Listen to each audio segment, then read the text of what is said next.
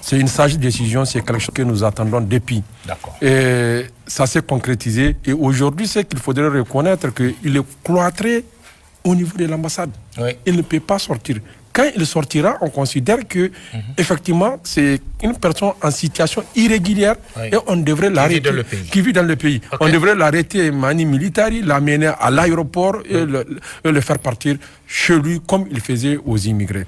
Et au-delà de ça, vous avez vu hier, il y a eu un communiqué aussi du Conseil par rapport où on a demandé au service de police de prendre toutes les dispositions nécessaires pour qu'effectivement il soit évacué. Donc, vous avez constaté qu'il y a un dispositif au niveau de l'ambassade où les policiers contrôlaient les véhicules pour voir si effectivement ils ne vont pas essayer de l'expulser ou l'amener quelque part pour le cacher. On considère que c'est fini, il est persona non grata. C'est que les gens et les autres doivent comprendre que les accords là, c'est entre les États. Ce n'est pas entre des régimes, ce n'est pas entre des individus. Mais quand l'État du Niger décide effectivement à faire partir quelqu'un qui n'est pas de nationalité nigérienne, normalement, il ne devrait même pas avoir cette affaire de légitimité ou quoi que ce soit. Maintenant, nous, peuple nigérien, nous n'avons même pas besoin de nous préoccuper de cette situation-là.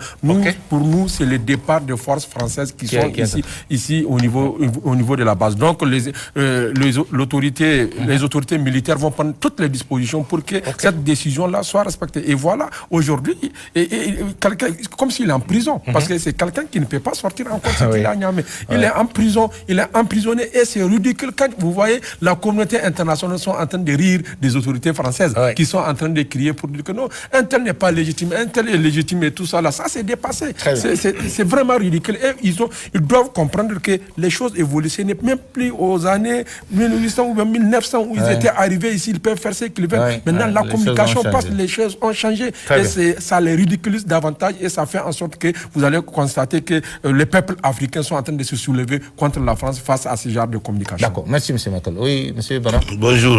Vous répondez par rapport à cette situation? D'abord, je voudrais d'abord vous remercier pour cette occasion. Merci. Moi, je pense que la situation de l'ambassadeur Sylvain Ité, c'est encore une preuve supplémentaire de la perte de vitesse de la France en termes de diplomatie. Vous savez, les accords d'accréditation d'ambassadeurs sont régis par une convention. C'est cette convention qui permet à chaque pays d'envoyer un représentant auprès de l'État, d'un autre État partenaire. Lorsque cet État, quelle que soit la forme de son gouvernement, retire la confiance de cette personne, l'État qui a envoyé l'ambassadeur est obligé de se plier. Mais comme la France a toujours pensé qu'elle est en territoire conquis en Afrique, on se demande, comme l'a dit tout à l'heure Michael, c'est ridicule. Vous envoyez quelqu'un auprès d'un État. L'État dit qu'il n'en veut pas. Vous dites non, je ne vous reconnais pas. Il va rester faire quoi? D'abord, un ambassadeur, c'est quelqu'un qui facilite le séjour aux ressortissants de son pays. Bien sûr. Avant tout, d'abord, c'est son premier rôle. Mais vous dites, vous ne reconnaissez même pas ces autorités. Quand un Français a une difficulté dans le pays, vous allez contacter qui? Oui, bien sûr. Donc c'est ce qui montre tout le ridicule de cette histoire. Et je pense que ça ne grandit pas la France. La France doit se dire, et Macron en tête, qu'il est temps d'arrêter la descente aux enfers. Moi, je plains le peuple français. Parce que le peuple français, quand même, est un peuple qui a une histoire. Bien sûr. Et aujourd'hui, grâce et à cause de l'action de Macron, l'image de la France est par terre un peu partout. Concrètement, je pense que hier, c'est le ministre des Affaires étrangères qui a rendu une note dans laquelle il dit clairement que M. Ité est un immigré en situation irrégulière. Et comme même pour n'importe quel étranger sur notre sol qui n'a plus de visa, il ne peut pas sortir. Nous reconnaissons les franchises de l'ambassade, on ne le cherchera pas dans l'ambassade. Bien sûr. Aucun Nigérien ne le frappera ou ne lui jettera de pierre. Mais dès qu'il mettra le nez dehors, on va le prendre, on va l'amener à la première frontière, peut-être au Mali ou au Burkina, avec lesquels malheureusement il a la France encore d'autres problèmes, pour qu'il quitte nos territoires. Et je sais que moi je fais confiance aux forces de défense et de sécurité. Il ne pourra pas s'échapper. Je ne vois pas par comment il va pouvoir sortir. Mais je crois que la France a encore le temps de rectifier le tir de retirer son ambassadeur et de s'en aller. Tranquillement. Voilà, nous, ce qui nous intéresse, comme l'a dit Michael, c'est demain et après ce qui va se passer suite par rapport à l'ultimatum. Voilà, pour nous, c'est François et Sylvain Ité, depuis longtemps, nous l'avons considéré comme d'ailleurs quelqu'un qui ne jouit même pas de toutes ses facultés mentales. Parce qu'il a été capable de dire que l'eau du fleuve, là, c'est pour les Européens. Bon, donc, très bien. Merci, M. Bana. Oui, M. Ablaï. Merci, bonsoir. Merci Tiemogo pour cette occasion et cette opportunité de nous exprimer à travers ces grands débats sur la situation sociopolitique de notre pays et plus particulièrement sur cette thématique-là. Oui, bien donc, déjà, je fais mienne de toutes les interventions qu'ont dit mes camarades, mais aussi et surtout saluer la responsabilité et le courage des autorités nigériennes qui ont pris ces décisions fortes et qui répondent aux aspirations des populations. Tout à fait, Que ce soit le départ des forces françaises, que ce soit le départ de l'ambassadeur, ce sont des points et des revendications, nous, de notre mouvement et de plusieurs autres structures depuis des années par rapport au comportement de la France et de sa présence illégale déjà. Rappelez-vous que nous, pour le peuple, cette présence française militaire au Niger, elle est déjà illégale. Elle n'a pas suivi les procédures. Nous l'avons toujours dénoncé. Et aujourd'hui, que ce sont les autorités légitimes de ces pays, parce que ce n'est pas à Macron de déterminer la légitimité de nos dirigeants. Bien sûr. La légitimité d'un dirigeant est conférée par le peuple.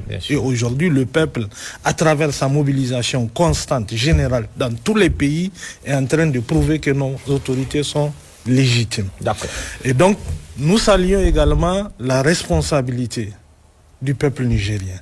Parce qu'en réalité, en ayant ce comportement, cette attitude enfantin, c'était pour créer de la France et des autorités françaises, c'était au fait pour créer une situation où ils pensent que le peuple allait se soulever, allait poser des actes de violence et servir de cela comme étant un prétexte d'intervention en termes de légitime défense.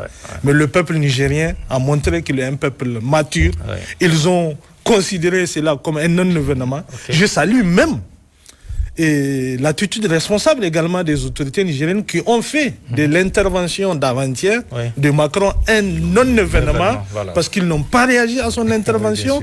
Comme on le dit, le chien aboie, la caravane passe. Et donc, nous aujourd'hui, nous savons dans quelle dynamique nous sommes. Nous sommes dans une dynamique de défense de notre souveraineté et cela, il est irréversible. Et donc, voilà la marche dans laquelle nous estimons que l'ensemble des forces vives de la nation et nos autorités doivent regarder. Et en ce qui concerne son départ, et ça, nous n'avons aucun doute sur le départ, non seulement de l'ambassadeur, mais également sur le départ des forces françaises. Il n'y a aucune raison. Le cas du Mali est un cas récent. Le cas du Burkina est un cas récent. Ils ont eu les mêmes attitudes en disant qu'ils ne vont pas partir parce qu'ils s'agit d'autorités légitimes. Mais finalement, le contexte impose. Le plus important est que le peuple nigérien continue à rester mobilisé, debout et uni autour de cette cause-là. D'accord. Merci Ablaï. On va avancer. Le CNSP a, dans une lettre adressée aux autorités françaises, exigé le départ des forces françaises selon un chronogramme établi et transmis aux mêmes autorités françaises. Un mot sur ce calendrier du départ des forces françaises du Niger, comme vous suivez tous ce dossier depuis de longues années. Depuis de longues années, parce que ça ne date pas d'aujourd'hui. Ça ne date pas d'aujourd'hui, parce que depuis longtemps, nous l'avons toujours dit, nous l'avons su, qu'aujourd'hui, tout ce qui se passe dans le Sahel, là, c'est de la responsabilité des autorités françaises. C'est eux qui ont créé la poudrière au niveau de la Libye, c'est eux qui ont disloqué la Libye et cette affaire-là nous a envahis. Et vous vous rappelez, en 2011-2012, quand la force Barkhane, ou bien c'est Serval, ils ont commencé avec Serval. Sangari, Serval. Bon, leur base, je ne sais pas, ils changent de nom à chaque moment. Oui, à chaque moment, ils changent de nom. Quand ils étaient arrivés, ils ont dit que non, c'est pour intervenir au Mali. C'est pour défendre le Mali. Ce n'est pas pour le Niger. Bien sûr. Au fur et à mesure qu'ils sont au Mali, ils se sont installés ici chez nous, comme l'a dit Ablaï, de façon illégale. Au fur et à mesure, par leurs actions, parce qu'ils n'arrivent pas à mener des résultats, ils sont devenus illégitimes. Ouais. Les gens ont commencé à crier sur eux. Et en fin de compte, nous avons compris que eux, ils viennent, comme disait un journaliste, un pas en avant, un pas en arrière, ainsi va le monde en Bosnie-Herzégovine à l'époque quand on était... Et c'est ça. Et c'est eux qui créent le conflit. Vous vous rappelez, quand il y a eu l'avènement du CNSP, le 26 juillet 2023, une semaine après, 2 semaines après, 3 semaines après, il n'y a pas eu d'attaque.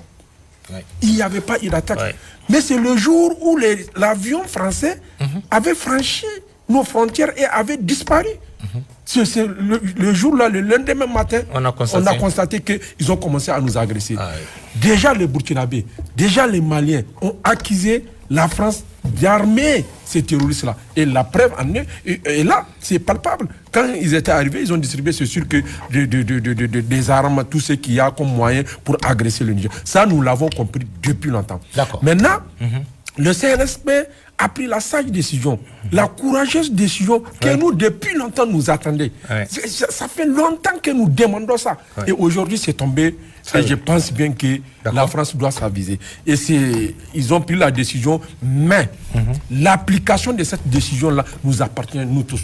Ça appartient aux Nigériens, effectivement, de se mobiliser à travers la mobilisation citoyenne, de façon pacifique, pour demander leur départ, pour montrer que la légitimité là appartient au peuple. C'est nous, le peuple, nous accompagnons cette décision et nous allons mener ça de bout en bout. Toutes les organisations de la société civile, tous les citoyens engagés, tous les Nigériens qui sont contents et fiers de leur nigérianité vont se mobiliser effectivement pour rendre effective cette décision. Qu'ils les veuillent ou pas, tout compte fait, et ils vont partir. D'accord. On peut rappeler un peu le calendrier? En tout cas, ça commence le 3, effectivement, et le délai, c'est même un délai, on a donné. Maintenant, le calendrier, l'exécution du calendrier, ils les ont donné jusqu'au 30 novembre pour partir, parce que c'est par étapes. C'est par étapes. La première étape, c'est quoi exactement? La première étape, je pense bien que d'abord, il faut qu'ils s'asseyent avec les autorités nigériennes pour établir le véritable calendrier de départ. Donc, normalement, aujourd'hui ou bien demain, ils doivent s'organiser pour qu'on puisse voir le véritable calendrier en fonction de ce qu'ils ont sur le terrain. Parce que c'est des armes qu'ils ont sur le terrain, du matériel, c'est la logistique. Donc, ça veut dire que ça peut prendre un peu de temps, mais quand même, le calendrier doit sortir pour que nous sachions qu'effectivement, ils se préparent à quitter. D'accord, monsieur. Oui, monsieur Bernard. Oui, vous savez, monsieur Ablaye, en fait, pour comprendre un peu le calendrier, c'est qu'il y a plusieurs catégories d'accords. Accords de défense ou accords militaires. Bien sûr. Il y a une première vague qui a succédé les indépendances et des accords qui ont été conclus depuis 1961, je crois. Et d'autres accords qui ont été signés en 1977. Ensuite, les récents que nous avons vus qui ont été signés par une magie une déclaration PDG, une déclaration politique générale pour faire passer. Donc, ces accords ont quand on les dénonce, il y a des délais différents.